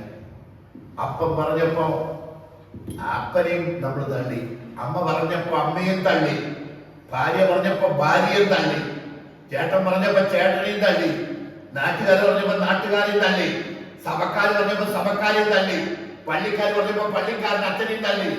പോട്ടെ, ബന്ധുക്കളെയും മിത്രാദികളെയും കുടുംബങ്ങളും പറഞ്ഞപ്പോ അരുത് അരുത് അരുത് എന്ന് വാൺ ചെയ്തപ്പോഴൊക്കെ തള്ളി. എന്നിട്ട് എന്ത് ചെയ്തു? നമ്മൾ നമ്മുടെ ജീവിതത്തെ ഇട്ട് പന്ത് കളിച്ചു, ഇട്ട് ചൂത് കളിച്ചു. ആരാ പറഞ്ഞ? ജീവിതം ഇട്ട് പന്താടി. ജീവിതം ഇട്ട് പന്താടി എന്ന് പറഞ്ഞാൽ തട്ടി തട്ടി തട്ടി തട്ടി തട്ടി നമ്മളിന്ന് കളിക്കുക. ഈ പന്ത് ഇന്നല്ലെങ്കിൽ താഴെ വീഴും. താഴെ നമ്മുടെ കയ്യിൽ നിന്ന് പോവും. ഇത് നമ്മൾ മനസ്സിലാക്കണം. നമ്മുടെ കയ്യിൽ നിന്ന് പോവും. ജീവിതം വിട്ട് പന്താടി. എന്നിട്ടാ പന്താടിയത്? ജീവിതം വിട്ട്. ഇന്നത്തെ തലമുറയുടെ ഒരു പ്രത്യേകത ഇതാ, അവർക്ക് ജീവിതം എന്തെന്നറിയില്ല, ആണിനും പെണ്ണിനും അറിയില്ല. അവർ ജീവിതം വെച്ച് കളിക്കുകയാ, ചൂതാട്ടക്കളത്ത് കളിക്കുകയാ. ഈ ചൂതാട്ടക്കളത്ത് കളിച്ചാൽ നിങ്ങൾക്കെല്ലാം അറിയാം. കാസിനോകളിൽ പോയ അമേരിക്കയിലേക്കുള്ള നിങ്ങൾക്ക് നന്നായിട്ട് അറിയാമായിരിക്കും. ഞാൻ കണ്ടിട്ടുണ്ട് കാസിനോകൾ അമേരിക്കയിലെ പണക്കാരുടെ പൈസ ഗവൺമെന്റ് അടിച്ചെടുക്കുന്നത് എങ്ങനെയാണെന്നുള്ളത് ഞാൻ കണ്ടിട്ടുണ്ട്. കോടികളാ നിമിഷാർത്ഥം കൊണ്ട് കൊണ്ട് കളയുന്നത്. കോടികൾ ആ ചൂതാട്ടക്കളത്തിൽ പോയിരുന്ന്, ഇലക്ട്രോണിക് ചൂതാട്ടക്കളത്തിൽ കാസിനോകളിൽ പോയിരുന്ന്. ലാസ് വെഗാസ് എന്നൊരു പട്ടണത്തെ ഞാൻ കണ്ടപ്പോ ഏറ്റവും കൂടുതൽ ലോകത്തിന് ഏറ്റവും വലിയ കാസിനോകൾ അവിടെയാണ്. മനുഷ്യൻ പണം വെച്ച് ചൂതാടുമ്പോൾ അവന്റെ പണമാ പോകുന്നത്. ജീവിതം വെച്ച് ചൂതാടിയാലോ? ചൂതാട്ടത്തിന്റെ പ്രത്യേകത എന്താ? കിട്ടി, പോയി. അങ്ങനെ വെച്ച് കളിക്കാവുന്ന ഒന്നാണോ ജീവിതം? ജീവിതം അങ്ങനെ കളിക്കാവുന്ന ഒന്നല്ല. ഇന്നത്തെ യുവാക്കന്മാർ ഒന്ന് ശ്രദ്ധിച്ചിരുന്നെങ്കിൽ വേണ്ടിയില്ലായിരുന്നു. അവർ ജീവിതം വിട്ട് കളിക്കുകയാ. ഞാൻ ഫിലഡൽഫിയ സംസ്ഥാനത്തെ കണ്ടപ്പോ ഏറ്റവും കൂടുതൽ മയക്കുമരുന്നിന് അടിമപ്പെട്ട മനുഷ്യ ജീവിതങ്ങൾ തെരുവിന്റെ 2 ഫുട്പാത്തുകളിലും പോലെ വളർന്നിട്ട്. നിങ്ങളത് അല്ലെങ്കിൽ എന്നോട് പറയൂ, പോലെ വളർന്നിട്ട്. ഞാൻ വിചാരിച്ചു, ദൈവം തമ്പുരാനെ, ഇതെന്താ നിങ്ങൾക്ക് നേരെ ഇവിടെ ചാച്ചോ? കടകളുടെ അല്ലെങ്കിൽ കെട്ടിടങ്ങളുടെ ചുമരും ചാരി നേരെ ഇരുന്നുകൂടെ എന്ന് ഞാൻ ചിന്തിച്ചു പോയി. ഈയിടെയ MDMA എന്ന് പറയുന്ന മയക്കുമരുന്നിന്റെ ഭീകരത ഞാൻ ഒരു ശാസ്ത്രജ്ഞനെ കൂടി കേട്ടപ്പോൾ 5 കൊല്ലം കൊണ്ട് അസ്ഥി വരെ എന്ത് ചെയ്യപ്പെട്ടു പോകും? ദ്രവിച്ചു പൊടിഞ്ഞു പോകും. അസ്ഥി പൊടിയുന്നത് കൊണ്ടായി കുട്ടികൾക്ക് നേരെ ഇരിക്കാൻ പറ്റാത്തത്. എല്ലാം തല നിലത്ത് കുത്തിയിട്ട് കമന്ന് ഇരിക്കുന്നു. അങ്ങനെ നമുക്ക് സ്വാഭാവികം വളയാൻ കഴിയില്ല. കാരണം എന്താ? മയക്കുമരുന്നിന്റെ ഭീകരത. വളരെ ചെറുപ്പത്തിന്റെ രക്തത്തിളപ്പിട്ട് കളിച്ചതാ, പന്താടികളാ. പ്രിയ സഹോദരങ്ങളെ, ജീവിതം വിട്ട് പന്താടരുത്. വളരെ പവിത്രമാണ്. ദൈവം ഭൂമിയിൽ തന്നൊരു ജീവിതം പവിത്രമാ. നാളെ പട്ടിയായിട്ടോ പൂച്ചയായിട്ടോ കോരങ്ങായിട്ടോ ആനയായിട്ടോ ലോകത്ത് കാണുന്ന ഏതെങ്കിലും മൃഗമായിട്ടോ തിരിച്ചു വരികയില്ല.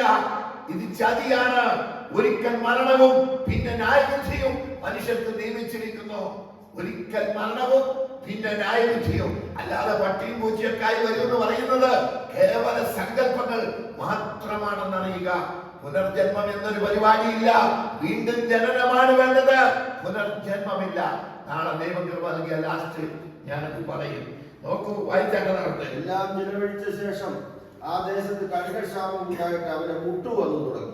മുട്ടെന്ന് കാലിന്റെ മുട്ടല്ല, കാലിന്റെ മുട്ടല്ല എന്ന് പറഞ്ഞാൽ അടിച്ചു പൊളിച്ചു, അടിച്ച് അങ്ങ് പൊളിച്ചു. നിങ്ങൾ കാണുന്നില്ലേ ലക്ഷങ്ങളും കോടികളും. ചില മനുഷ്യർ ഈ മദ്യപാനം, മയക്കുമരുന്ന്, ദുശീലങ്ങൾ, തെറ്റായ വഴികളിലേക്ക് പോയപ്പോ അവർ ലക്ഷങ്ങളുടെ ആസ്തി ഉണ്ടായിരുന്ന ചില മനുഷ്യർ എത്ര വേഗമാണെന്നറിയ. കൂട്ടാരൻ നമ്പൂതിരി പാടിയതുപോലെ കണ്ടു കണ്ടങ്ങിരിക്കും ജനത്തിനെ കണ്ടില്ലെന്നു വരുത്തുന്നതും ഭവാൻ മാളിക മുഖാലേറിയ മന്നന്റെ തോളിൽ മാറാപ്പു കയറ്റുന്നതും ഭവാൻ രണ്ടു നാലു ദിനം കൊണ്ടൊരുത്തനെ തണ്ടിലേറ്റി നടത്തുന്നതും ഭവാൻ എന്ന് പറഞ്ഞാൽ ഒരു കാര്യം നമ്മൾ ഓർക്കണം. എത്ര വലിയ കൊടികുത്തിയ കൊമ്പനും വിജയ് മല്യ ആരായിരുന്നു? 150 കോടി രൂപ മുടക്കി ശബരിമലയിൽ സ്വർണം അടിച്ച് പരത്തി കൊടുത്തത് വിജയ് മല്യ, മധ്യ രാജാവ്. അതിന്റെ ഉദ്ഘാടനത്തിൽ പ്രസംഗിച്ചത് ഞാൻ കേട്ടു. അയ്യപ്പൻ ഒരു കാര്യം ചെയ്യണം, മദ്യം മാത്രം വേണ്ടാന്ന് വെക്കരുത് എന്ന് വെച്ചാൽ അതും കൂടെ അയ്യപ്പൻ അടിച്ചോളാം. കാരണം എന്താ? ലോകം കണ്ടതിലെ ഏറ്റവും വലിയ സ്പിരിറ്റ് മുമ്പോളം നിയന്ത്രിക്കുന്ന, ഡിസ്റ്റിലറികളും ബ്രൂവറികളും നിയന്ത്രിക്കുന്ന ഒരു മനുഷ്യനാണ്. അടിച്ച് പൊളിച്ച് സാധാരണ ഒരു സ്ത്രീയുടെ കൂടെയൊക്കെ കഴിയുന്ന നമ്മൾ കേട്ടിട്ടുണ്ട്, കണ്ടിട്ടുണ്ട്. 4 മോഡലുകൾ ഒന്നിച്ചൊരു കിടക്കെ കിടന്ന് ഞാൻ ആദ്യമായിട്ട് കാണുന്ന വിജയ് മല്യെന്നാണ്. മോനും അത് തന്നെ, അപ്പന്റെ അതേ വഴി അടിച്ച് പൊളിച്ചു കഴിഞ്ഞപ്പോ ഇപ്പൊ എന്തായി? സ്റ്റേറ്റ് ഗവൺമെന്റിന്, ഇന്ത്യ ഗവൺമെന്റിന് തന്നെ SBIക്ക് 10,500 കോടി കടമായി പോകും ബ്രിട്ടനിലേക്ക്. ഇപ്പോഴും അയാൾ മോഡലിന്റെ കൂടെ തന്നെയാണ് കേട്ടോ. അയാളൊന്നും ജീവിതത്തിൽ ഇന്ത്യ എത്തിച്ചു വരില്ല. കാരണം എന്താ? അടിച്ചു പൊളിച്ചതാ. കിങ് ഫിഷർ മുതൽ മദ്യത്തിന്റെ പേര് പോലെ തന്നെ ഒരു എയർലൈൻസ് ഉണ്ടാക്കി. എല്ലാം ഇപ്പം ഓരോ നാട്ടാളുകൾ തുരുമ്പെടുത്ത് നശിക്കുന്നുണ്ട്.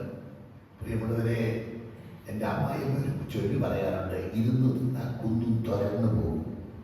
ഇരുന്ന് തിന്നാൽ കുന്നും തുരന്നു പോകും. പ്രിയമുള്ളവരെ, തെറ്റായ പാതയിലേക്ക് മനുഷ്യൻ തിരിഞ്ഞാൽ അവന്റെ സമസ്ത മേഖലകളും തകർന്ന് തരിപ്പണമാകും. നമുക്ക് വായിച്ചാട്ടെ, പെട്ടെന്ന് വായിച്ചാട്ടെ. അവൻ ആ ദേശത്തിലെ പൗരന്മാരുടെ ഒരുത്തനെ ചെന്ന് ആശ്രയിച്ചു.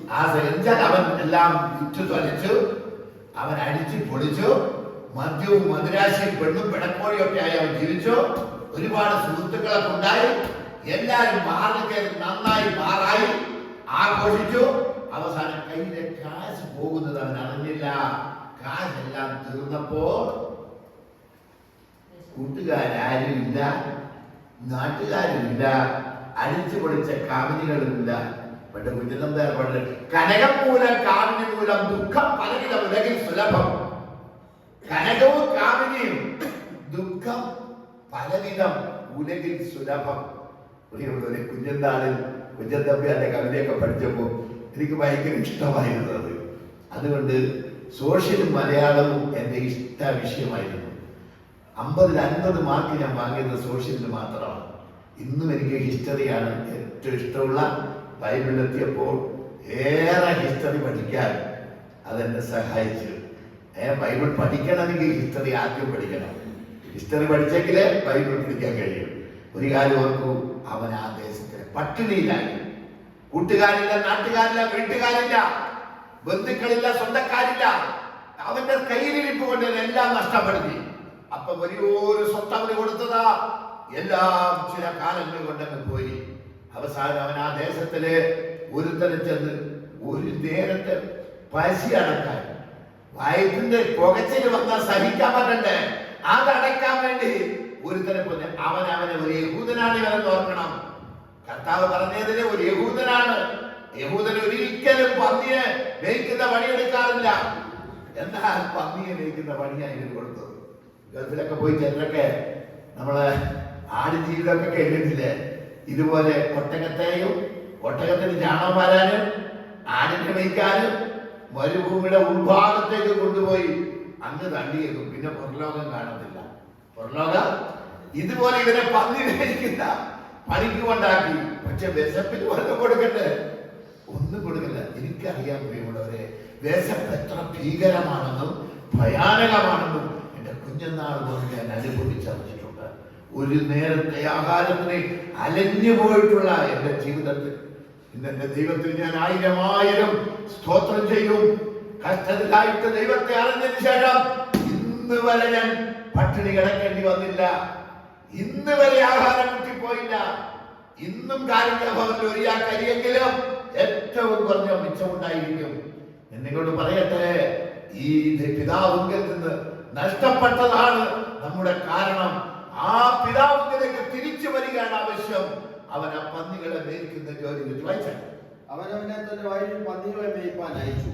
പന്നി തിന്നുന്ന വാളവര കൊണ്ട് വയറു നിറപ്പാൻ അവൻ ആഗ്രഹിച്ചു. നിങ്ങൾ ചിന്തിച്ചു നോക്കൂ. നമ്മുടെ സമൂഹത്തിൽ ഒരു മിശ്ര ജീവിയാണ്, മിശ്ര ബുക്കാണ് പന്നി. കുഞ്ഞനാൾ പഠിച്ചതാ, മിശ്ര ബുക്കാണ് പന്നി. സസ്യാഹാരം കഴിക്കും, മാംസാഹാരം കഴിക്കും. ഈ പന്നി എന്തും തിന്നുന്ന ഒരു സാധനമാണ്. ഇപ്പൊ നാട്ടിൽ കൂടി ഒരു പന്നിയാണ്. അതുകൊണ്ട് എല്ലാ നാട്ടുകാരും പണ്ട് കുടിയേറ്റായിരുന്നു. ഇപ്പൊ എന്താണെന്നറിയാം, കുടി ഇറക്കമാണ്. കുടി മലയോര എല്ലാവരും പോവുക. കുടി ഇറക്കമാ. കാലത്തിന്റെ വൈവിധ്യം നോക്കൂ നിങ്ങൾ. ബൈബിൾ പറയുന്നു, കാട്ടുമൃഗങ്ങളെ കൊണ്ട് ഭൂമിയുടെ കാലാംശത്തിന്റെ നാശം വരുത്തുവാൻ ഇടയായി. കാട്ടുമൃഗം പെരുകുമെന്ന് ബൈബിൾ പറഞ്ഞ് എത്ര സത്യമായിട്ട് സകല രാജ്യത്തിനും നിവൃത്തിയായിക്കൊണ്ടിരിക്കുക. എത്ര എണ്ണത്തിനെ ആ കൊല്ലുന്നതെന്നറിയോ ഒരു ദിവസം കാട്ടുമൃഗങ്ങൾ. കഴിഞ്ഞ ദിവസം ആനയെ ശരിപ്പെടുത്തിയിട്ടുണ്ട്.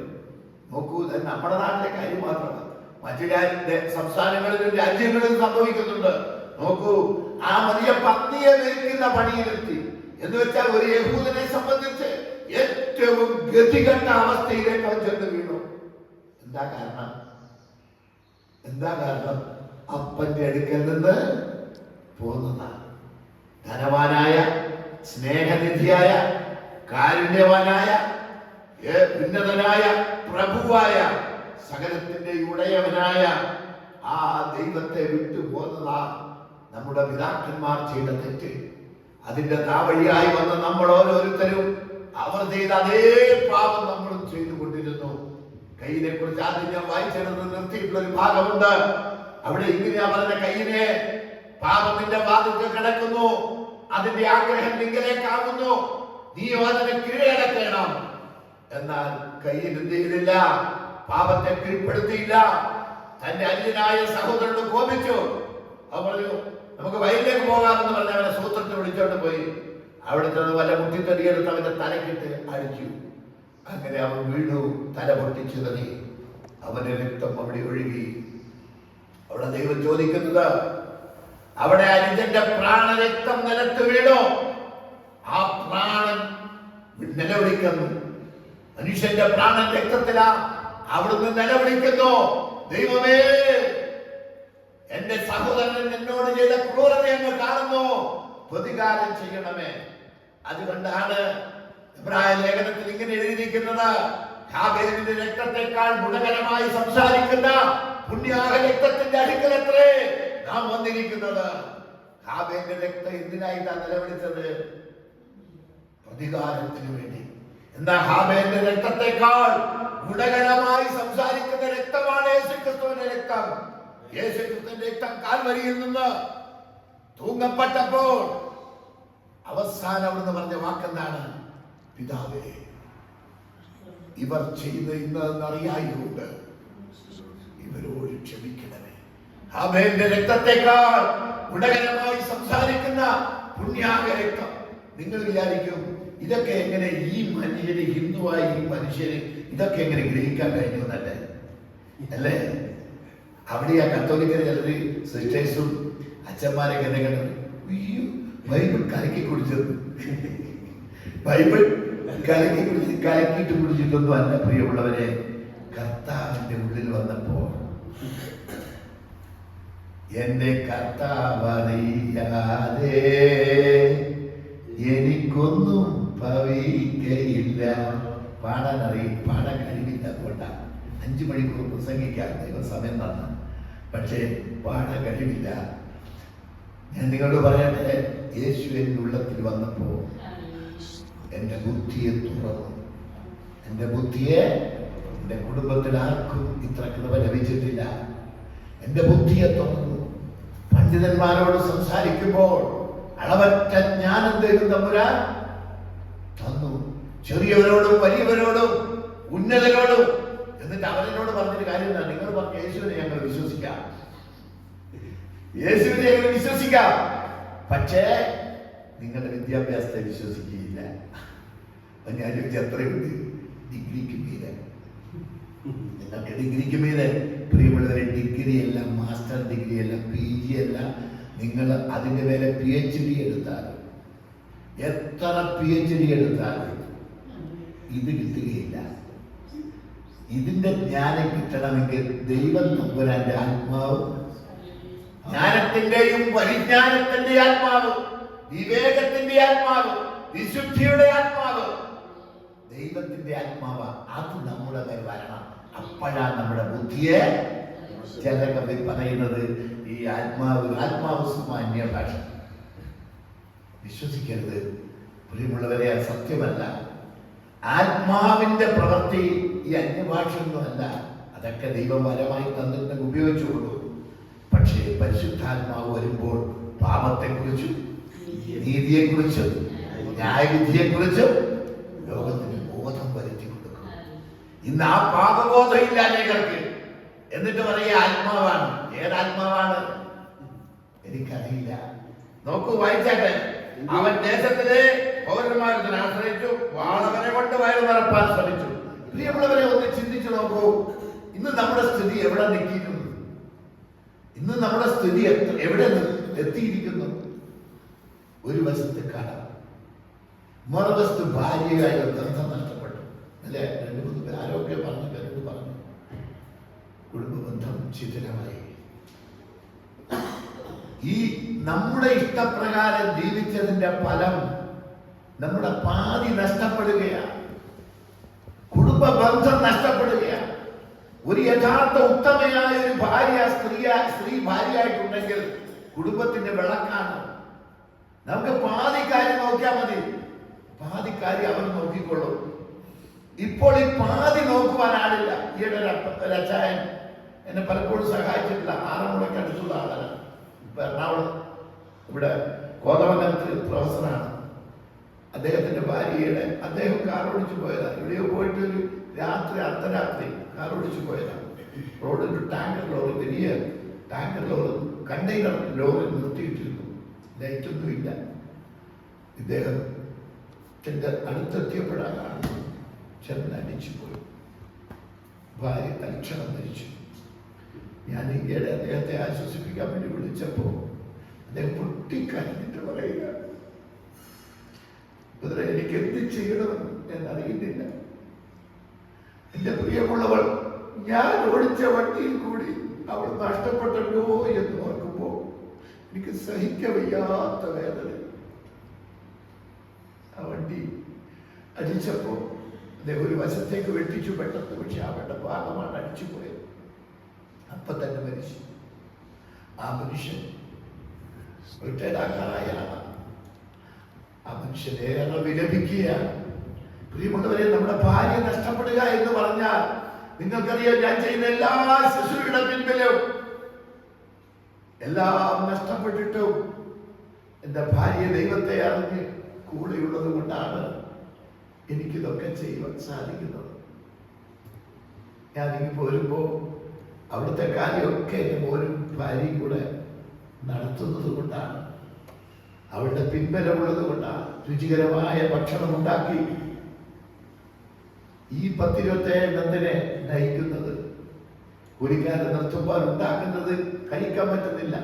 പല രോഗികളും ഭക്ഷണം കൂടെ ക്ലോസറ്റിൽ കളഞ്ഞെന്ന് അറിഞ്ഞപ്പോ അവര് പറഞ്ഞു, ചേച്ചി ഒരു ചമ്മന്തി ഉണ്ടാക്കി തന്നാ മതി, അല്ല ഒരു അച്ചാർ ഉണ്ടാക്കി തന്നാ മതി, ഞങ്ങൾ കഴിച്ചോളാം. ഞാൻ നിങ്ങളോട് പറയട്ടെ, മലയാളിക്ക് ഉപ്പും കൂടി എരിവില്ലാതെ ഒരു സാധനം ഇറങ്ങൂലെന്നറിയാനും എന്റെ പ്രിയമുള്ളവളാണ് അതിന്റെ പിന്നിലുള്ളത്. ഈ കുടുംബ ബന്ധമാണ് നമുക്ക് പലർക്കും ശിഥിലമായി പോയത്. അല്ലെങ്കിൽ അതിന്റെ വാക്കിൽ നിൽക്കുന്നത് നമ്മുടെ ജീവിതത്തിന്റെ ഏറ്റവും പ്രധാനപ്പെട്ട ഒന്നാ കുഞ്ഞുങ്ങൾ. ആ കുഞ്ഞുങ്ങളാണ് നമ്മുടെ ഭാവി മുമ്പോട്ടുള്ള പ്രയാണത്തിൽ നമുക്ക് ശേഷം നമ്മുടെ ഈ ഭൂമിയിൽ വെളിപ്പെടുത്തേണ്ടത്.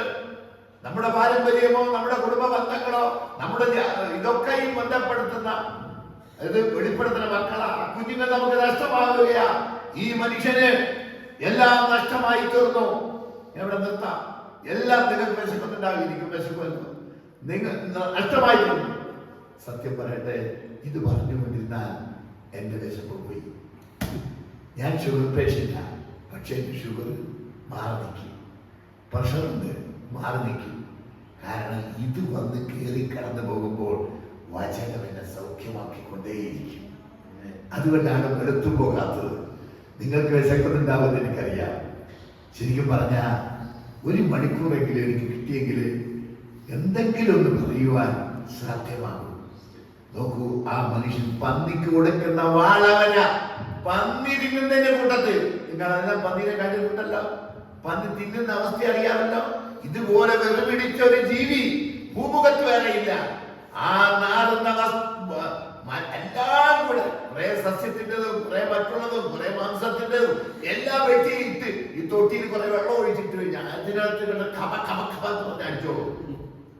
ഈ കൂട്ടത്തിൽ പട്ടിണി കിടക്കുന്ന ഈ മുടിയനായ പുത്രൻ എന്ന് നമ്മൾ വിളിക്കുന്ന ഈ കഥാപാത്രം ഒരു സമ്പന്നന്റെ മകനായി എല്ലാം ദൂർത്തടിച്ച് കളഞ്ഞതിനു ശേഷം അവനെന്ത് ചെയ്തു? പന്നിയുടെ കൊണ്ട് പോയി വാളവന വാരി തിന്നാൻ തുടങ്ങി. ഞാൻ ഊഹിക്കുന്ന ഇങ്ങനെ യജമാനി കണ്ടിട്ട് പുറകെ വരുന്ന അവന്റെ ഒബ്ലാങ്കട്ട് നോക്കിയാൽ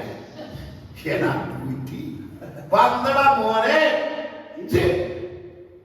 പന്നിയത്തിന്റെ അവിടെ ഇല്ലടാ എന്ന് പറഞ്ഞിട്ട് ആരി ഒബ്ലാങ്കട്ടെ മൂക്ക് കുത്തി പോയിട്ടുണ്ടാവുക തൊട്ടിയിലേക്ക്. അതിന്റെ താഴെ വായിക്കുന്ന ഇങ്ങനെയാണ്, അപ്പോൾ അവൻ സുബോധം വന്നിട്ട്. അപ്പോഴേ ചിലർക്ക് സുബോധം വരാൻ പന്നിക്ക് തിന്നുന്ന വാളവരുടെ ഗതികേട്ടിലെത്തും. പട്ടി എത്ര പ്രാവശ്യം നമ്മുടെ വായിൽ മൂത്രം ഒഴിച്ചാലും നമ്മൾ പഠിക്കുന്നില്ലെങ്കിൽ പിന്നെ പറഞ്ഞിട്ട് എന്താ കാര്യം? ഇവിടെ നമുക്ക് നിർത്താം. ഞാൻ തുടർന്ന് വൈകുന്നേരം എന്റെ ബാക്കി പറയാം. അങ്ങനെ അവസ്ഥയിലായ മനുഷ്യൻ അവിടെ വെച്ച് ബോധോദയം ഉണ്ടായി. എന്റെ അപ്പന്റെ വീട്ടിൽ എത്ര വേലക്കാർ ഭക്ഷണം തിന്ന് ശേഷിപ്പിച്ചുകൊണ്ട് കളയുന്നു, ഞാനോ വിശപ്പ് കൊണ്ട് നശിച്ചു പോകുന്നു. എന്നിട്ട് അവന് തീരുമാനമെടുത്തു, ഞാൻ എല്ലാം അപ്പന്റെ കയ്യിൽ നിന്ന് വാങ്ങിയിട്ട് പോന്നതാ, ഇനി അങ്ങോട്ട് ചെല്ലാനുള്ള ഒരവകാശവും ഇല്ല. എങ്കിലും ഞാൻ അപ്പനോട് പറയാം, അപ്പാ നിന്നോടും സ്വർഗത്തോടും പാപം ചെയ്തു പോയി. നിന്റെ മകനെന്ന് വിളിക്കാനുള്ള യോഗ്യതയില്ല. പട്ടിണിയുടെ ആധിക്യം കൊണ്ട്, സഹിക്ക വയ്യാത്ത വിശപ്പ് കൊണ്ട് അവൻ പറഞ്ഞു, ഞാൻ എന്റെ അപ്പന്റെ അടുക്കലേക്ക് പോകും. പ്രിയ സ്നേഹിതരെ, ഈ പിതാവിന്റെ സ്നേഹമാണ് ഞാൻ ആദ്യം വരച്ചു കാട്ടിയത്. നീതിമാന് വേണ്ടി മരിക്കുന്ന ദുർലഭം, ഗുണവാന് വേണ്ടി പക്ഷെ മരിക്കുവാൻ തുല്യമായിരിക്കും. ക്രിസ്തുവോ നാം പാപികളായിരിക്കെ നമുക്ക് വേണ്ടി മരിക്കുക. ദൈവത്തിന്റെ അളവറ്റ സ്നേഹം പുത്രനിൽ കൂടി ചൊരിഞ്ഞിരിക്കുന്നു. ഈ സ്നേഹത്തെ തിരിച്ചറിഞ്ഞ് ഈ അപ്പന്റെ അടുക്കിലേക്കൊന്ന് മടങ്ങിപ്പോകാൻ ബാക്കി നമുക്ക് വൈകുന്നേരം പറയാം. ദൈവം സഹായിക്കട്ടെ, ശക്തീകരിക്കട്ടെ, പ്രാർത്ഥിക്കാം. കാരുണ്യമുള്ള സ്വർഗീയ പിതാവേ, നിത്യനും പരിശുദ്ധനുമായ അങ്ങയുടെ മുമ്പാകെ ഞങ്ങൾക്ക് കൃപ ലഭിച്ചതിനായി സ്തോത്രം. കർത്താവേ, പ്രസംഗം തിരുസാന്നിധ്യം കൂടെ ഇരുന്നു തിരുവചന സത്യങ്ങളെ പങ്കിടുവാൻ എന്നെ സഹായിച്ചുകൊണ്ട് സ്തോത്രം. കർത്താവേ, കേട്ട പ്രിയമുള്ളവർക്ക് അത് പിടിച്ചുകൊള്ളുവാനുള്ള ദൈവകൃപ നൽകണം. നഷ്ടപ്പെട്ടു പോയ ഒരു പാപിയെ വീണ്ടെടുത്ത് സ്വർഗീയ പിതാവിന്റെ അടുക്കലേക്ക് തിരിച്ചു കൊണ്ടുവരുവാൻ അവിടുന്ന് എത്രമാത്രം ദാഹിക്കുന്നുവെന്നും എത്രമാത്രം ആഗ്രഹിക്കുന്നുവെന്നും എത്രമാത്രം അവരെ സ്നേഹിക്കുന്നുവെന്നും കർത്താവേ, ആ സ്നേഹത്തിന്റെ ആഴം നീളവും വീതിയും ഉയരുമെന്ന് സകല വിശുദ്ധന്മാരോട് ഗ്രഹിക്കുവാൻ ഈ പ്രിയമുള്ളവരെ സഹായിക്കണം. ഞങ്ങളുടെ പ്രാർത്ഥന കേട്ടതിനായി സ്തോത്രം. ക്രിസ്തു യേശുവിന്റെ നാമത്തിൽ തന്നെ ആമേൻ. ദൈവം അനുഗ്രഹിക്കട്ടെ, സഹായിക്കട്ടെ. പിതാവാം ദൈവത്തിന്റെ സ്നേഹവും കർത്താവാം ക്രിസ്തുയേശുവിനുള്ള കൃപയും പരിശുദ്ധാത്മാവിന്റെ ആശ്വാസവും സമാധാനവും സ്വസ്ഥതയും എന്നുവെന്നേക്കും എല്ലാ നാളും നമ്മോട് കൂടെ ഇരിക്കുമാറാകട്ടെ. ആമേൻ. കർത്താവായ യേശുവേ വരേണമേ. Hallelujah, hallelujah, hallelujah. കർത്താവിന്റെ നാമം വാഴ്ത്തപ്പെടട്ടെ. ദൈവമെല്ലാം